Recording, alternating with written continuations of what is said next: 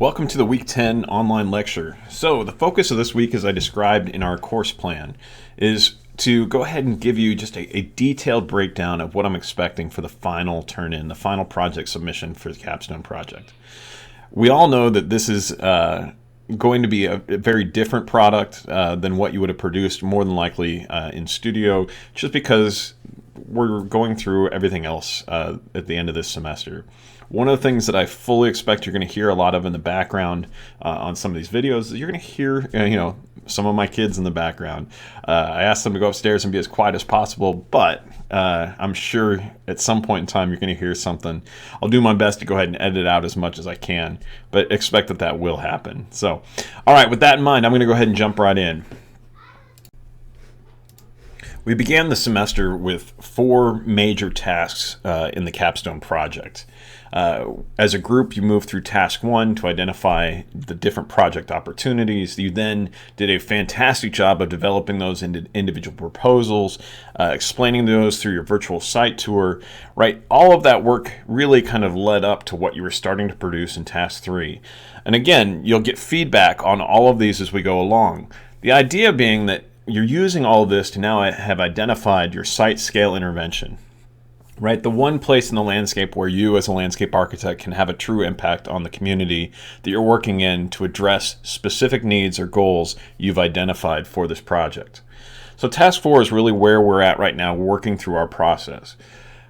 For task 4 though, I think it should feel, relatively comfortable that, there's going to be quite a bit of variation, but you generally know where you're headed and what you're trying to accomplish.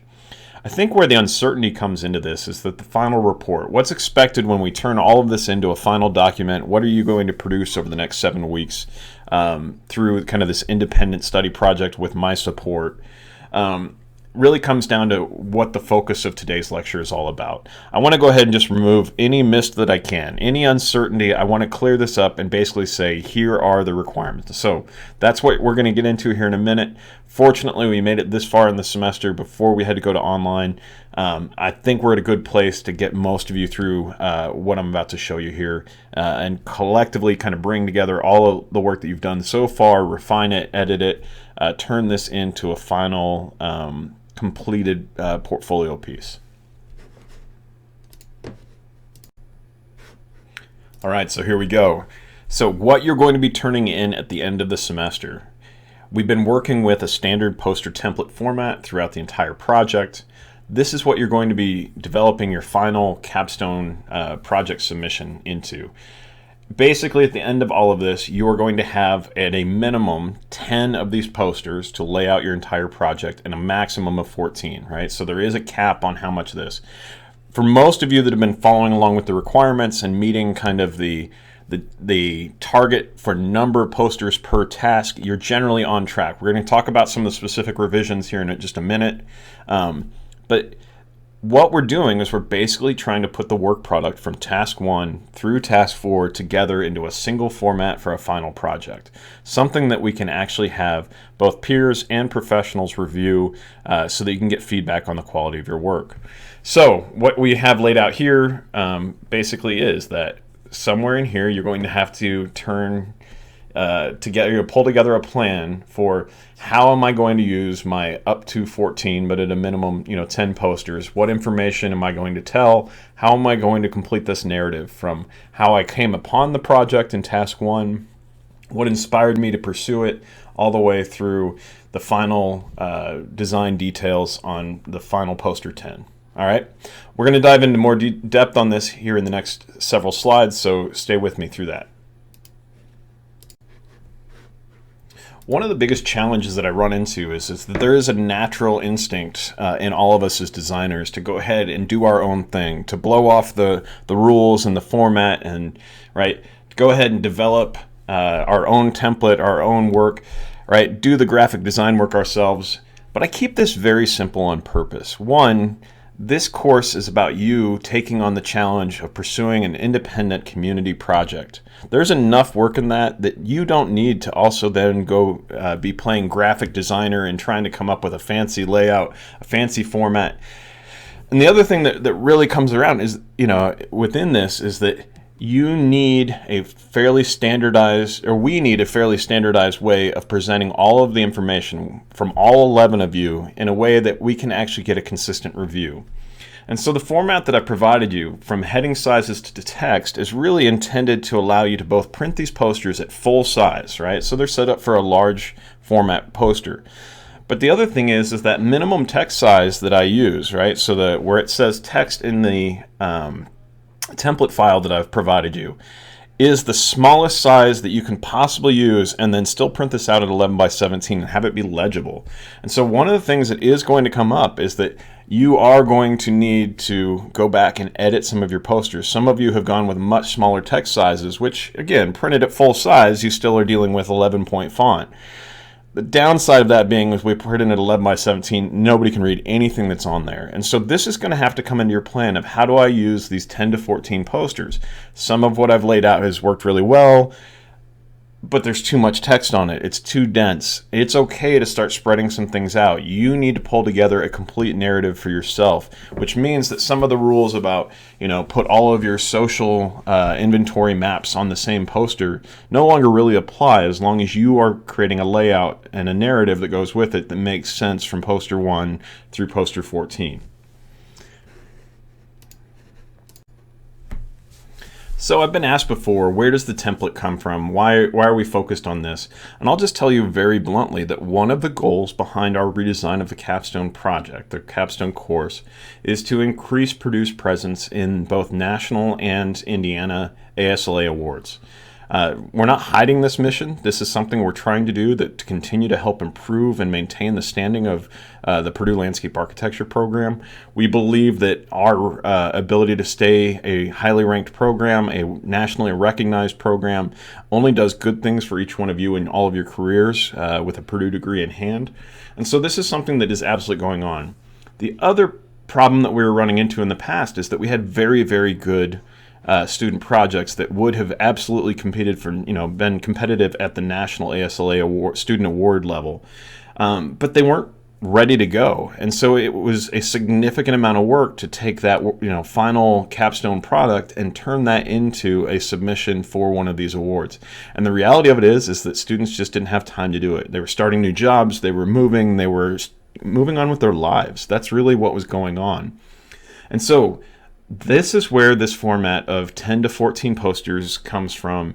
The text size, everything is intended to basically make this a ready-made product. If you feel like you have a project that you want to submit for either national or state level awards, we think that's an important thing for you. So what you're seeing here on the slides, and certainly you can go look this up on your own through the ASLA website, is the basic breakdown of this. We need you to come up with a name for your project. It's something that needs to be, help us understand kind of the, overall, what is the project really about, the type of project, the community, the inspiration behind it, something along those lines.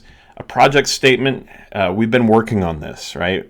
This is basically your abstract. And I know we started off with a 500-word abstract, and then I dropped you to a 250-word abstract. ASLA only gives you 175 words, and so that's something that will be a requirement of your final product here, is to actually take your abstract and refine it down. You also then do need to produce a project narrative, and this is effectively the executive summary. You get 1,300 words to provide an overview of your project and process, and in some ways this takes the pressure off that abstract. I know some of you really struggle with kind of minimizing the text within that. But you can see that the basic layout here is that you get a maximum of 16 images that can be submitted to ASLA awards. And one of the things that, having gone through this last year, that students did, is that they would go up to about 14, and then they'd want to bring, their final rendering, their bird's eye view of the overall design, or a detail of their plan, and blow that up as part of their submission package. 14 posters with a couple of those blow-ups quickly gets you to 16, and so that's what we're up to here. Again, I'm not trying to hide anything. This is exactly what's going on. The other thing that I'll mention while we're here is that to go ahead and submit for the National ASLA Awards, it does have a fee, and you can see the fee schedule is broken out here. If you're interested in doing this, if you think that your project's going to be at a level where you can go ahead and submit for this, certainly talk with me. At the end of the semester, based on some professional review and some faculty review of final projects, we do actually award kind of we do present a couple of awards to capstone projects that have certainly risen to the top. And those we've covered the fees for in the past. But if you think this is something you want to do, talk to me. We'll see if we can't come up with some funding to help offset this cost. And so that's certainly been a barrier in the past. However, setting aside the national awards for a minute, the one thing that every single one of you should be prepared to do is that the Indiana ASLA Awards is a free submission. Now, it's been a little bit weird on timing because last year they didn't actually put out a call for submissions until mid-July. But what I will tell you is all three of the submissions that went in to the Indiana ASLA Awards all won Indiana ASLA Awards from our capstone program last year. And I believe that had we had more people around or aware, or basically if it was ready to go and easier to do for people, it doesn't cost anything, I suspect we would have had 2 or 3 additional awards on top of that just last year alone. And so think about it. Awards aren't everything, but they are something that is beneficial, especially as we approach some uncertain times in the employment market. This might be something that can help you set yourself apart. And this is the basic breakdown for just the project-specific posters. And so I wanted to lay out how Task 1, Task 2, Task 3, Task 4 came together in one of last year's posters. This happens to be Kelly's work. It's really difficult to see here on the PowerPoint slide, so what I would suggest doing is that I've gone ahead and posted up the entire booklet from last year. So all of the capstone posters that were submitted last year, they have a slightly different format to them, so you'll see some changes. But what this gives you an opportunity to do is go and look at how others have used this basic structure to go ahead and lay out their final projects and use them as a guide for how you're going to do the same for yours. I already went over these before as I got kind of long-winded on the ASLA submission slide, but I'm just going to go ahead and put this up here as well. This is how I'm interpreting this is the requirements that I'm putting together for your capstone project that you need to go ahead and include. And so what you're going to see here is that you need to develop your title, the abstract, which is your project statement, the project narrative, so the executive summary, and then poster narratives. Poster narratives are going to help especially this semester, as we don't have the ability for you to stand in front of your posters and explain them to each person. You need to be able to put together short, instructive statements about what is on each poster. 100 words or less for each poster. It's a requirement for ASLA award submissions that pops up late in the process. It's not clear. It's something that last year we ran into this right before the deadline. And so this is something I'm just going to ask each one of you to include in your final submission as well. We'll talk more about the format and how to include that later, but it's something that's out there that I will be asking for each one of you to complete as well. There are a couple of other requirements, things that we want to go ahead and include and capture as part of the capstone process that are outside of the ASLA awards format that I'm using here in the capstone course. One of those is that I ask each one of you to put together a student biography poster. And so this is an addition, so not included in that 10 to 14 poster cap that we're talking about. And realistically, this ends up being something that we only produce at 11 by 17. But what I'm asking you to do is to go ahead and provide just a single slide worth of information that includes a picture of yourself, a short description about your career goals, and some examples of your work from your time here at Purdue. This is an important part of telling our story here at Purdue. It's something that our alumni love to see. It's, again, how we build and maintain kind of the marketing presence for you as graduates from our program.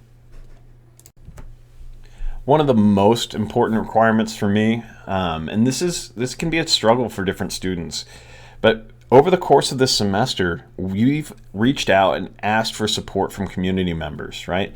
How do we make these projects more real? How do we generate new ideas? The list of people that you've reached out to over the course of your semester, whether that be from your group 1 contacts at the beginning of the semester to now, you need to go ahead and send your final project to them personally. I'm going to ask you, it will be something that actually has points attached to it, that I'm going to ask you to include me on that particular email, so that one, I can collect and grade those. But the other part of it is that we look at these initial partners, the relationships that you're developing, as a gateway to future projects. Ones where we can actually provide a stronger partnership experience, but it all comes from the great work that you've been doing this semester. And so this is just our way of making sure that we're paying back those who've participated in your capstone process by providing them access to the work that you've produced. And lastly, one of probably the biggest disappointments for me as we've gone through these changes as it relates to teaching, is that I absolutely love the final capstone presentations. It's one of my favorite days of the year. There's been so much hard work put into the last 5 years of your education. It's always an opportunity for us to stop and celebrate that. This year's going to be different.